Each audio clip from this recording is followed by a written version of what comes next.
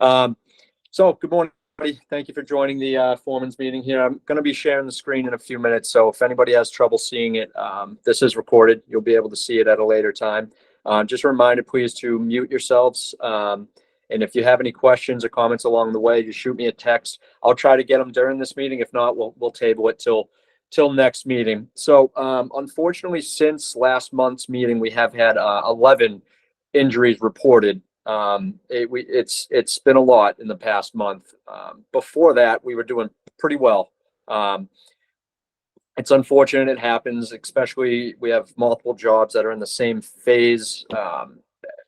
That's a pretty dangerous phase when in-wall rough starts going in. There's a lot of things overhead, below, and at all levels. So the first injury I want to talk about, one of our foremen. I'm going to share the screen here actually, so you guys can see.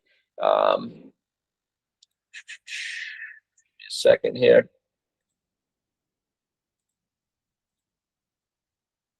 All right. Now, if you guys can see that here, doesn't look like much here, right? One of our foremen's going in to put in one of these boxes. Now, to do so, he had to move out some of this blocking below that you guys probably see all the time.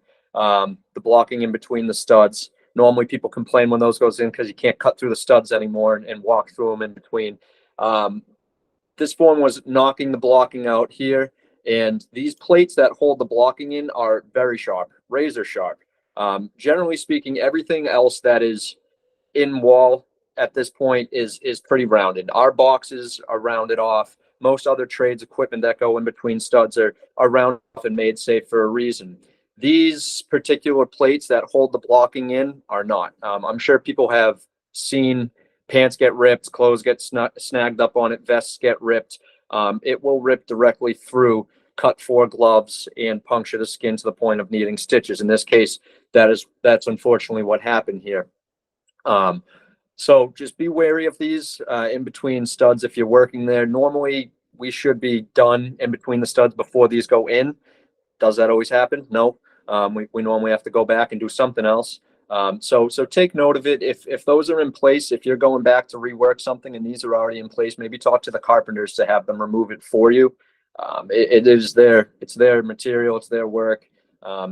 They probably know how sharp it is. So don't just go knocking those out of the way and bending them out of place, because they are very, very sharp. All 4 corners are like razor blades there. I'm going to stop sharing this now. So another incident we had too was during this phase. Sheetrock was going up, and there were spare pieces that were left up. I believe it was for duct work, spare piece, and they even wrote "save" on the spare piece of sheetrock and screwed it up into the wall overhead at like 9-10 feet. Now, you see this on a lot of jobs, pieces of sheetrock that they just write "save" on it and throw it all over the place. Now they're starting to zap them to the wall so people don't steal them or use them or step on them or crash a lift into them.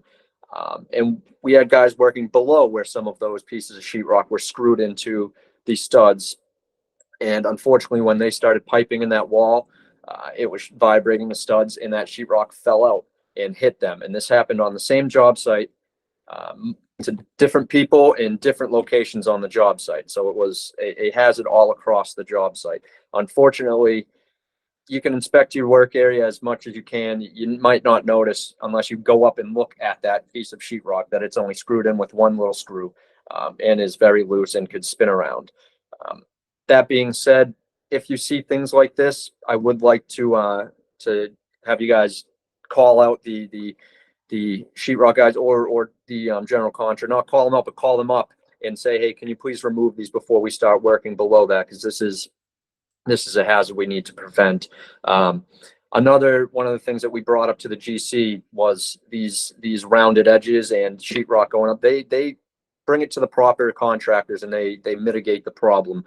Specifically, that one I was talking about, the cut with the blocking, the plate that holds in the blocking, the general contractor did mention that they'll go as far as contacting the manufacturer and saying, hey, if we're going to be buying hundreds of thousands of these, millions of these a year, please find a way to make these edges not sharp. Bend them in, cut them, whatever you have to do, bang them down, manufacture them in a way that there's not going to be 4 razor blades sitting in every stud at knee height in between every wall.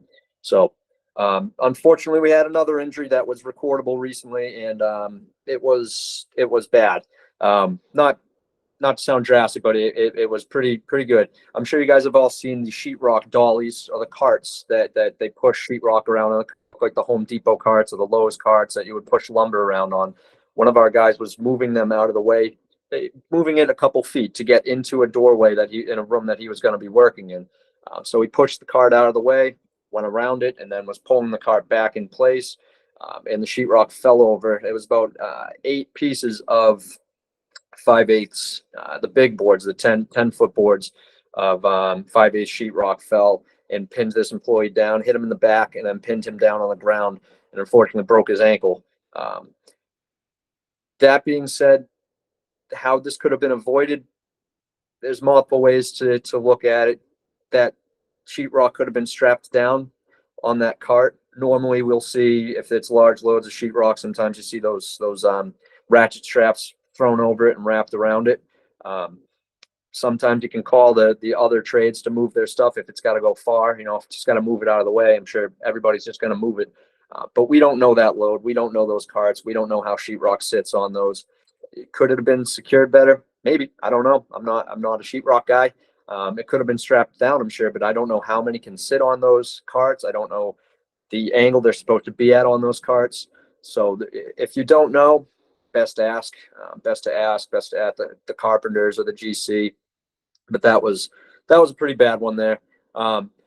Now, all of these ones out of the 11 injuries that we had, the reason I want to bring these up is situational awareness. Granted, a lot of these aren't things you notice. They're called unrecognized hazards, which are more dangerous ones. Recognized hazards you can find, you can see, you can mitigate. Unrecognized ones you don't know until it's too late normally.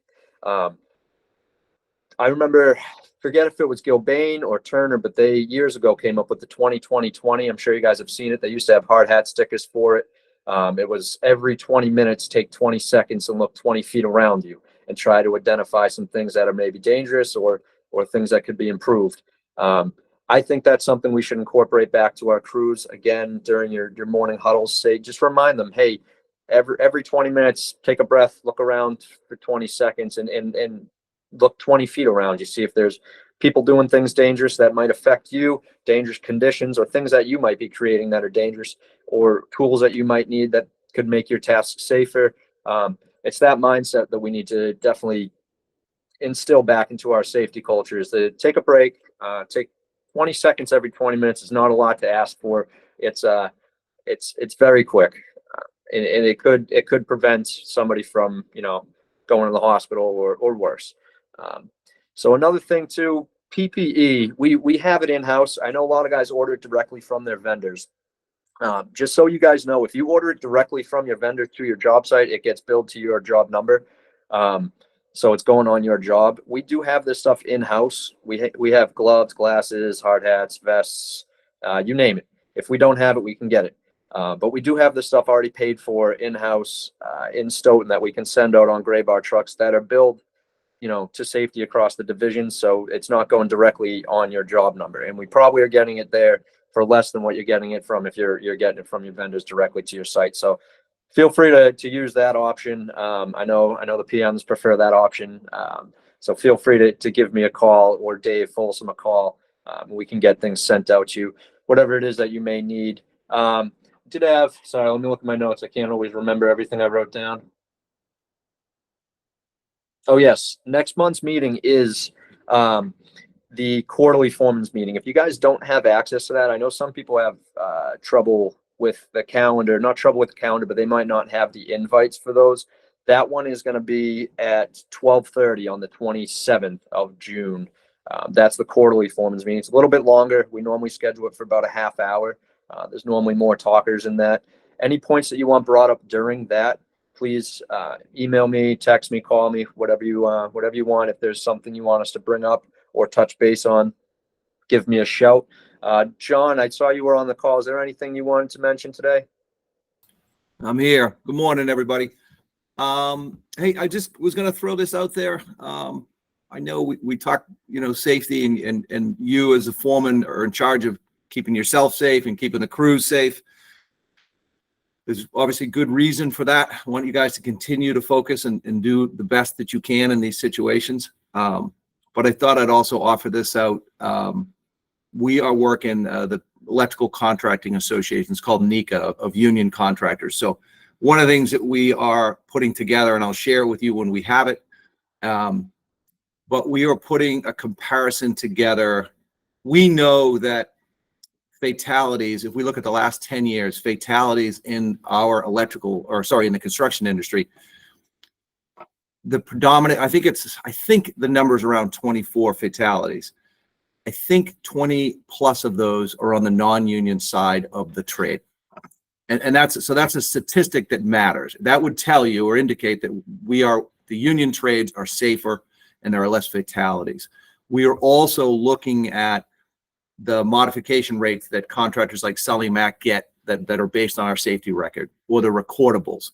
And we're pulling that information together, as well as information around the Boston Residency Job Program. So when Sully Mac goes to a project, we try and hire residents, minorities, and women, and the city records that.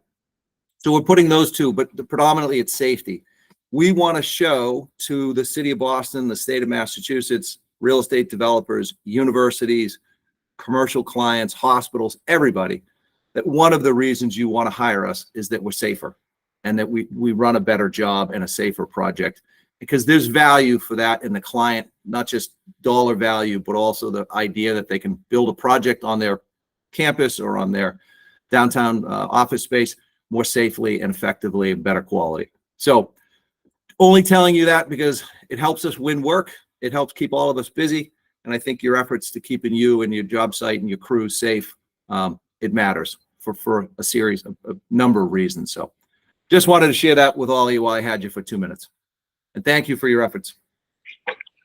Thank you, John. And thank you, everybody, for joining today and taking the time out of your day for this monthly Foreman Safety meeting. Again, just a reminder, next month's 27th at 12:30, and that would be the quarterly one. So that is a little bit longer. I believe it's blocked from 12:30 to 1 o'clock. And just to follow what John said as well, we definitely appreciate all you guys' efforts. You are the backbone of safety for this company. You know, I'm just the safety guy. It's nothing without you guys actually implementing it out in the field. So much appreciated. If I don't see you guys soon, have a good start to the summer and take care. Thanks, gentlemen.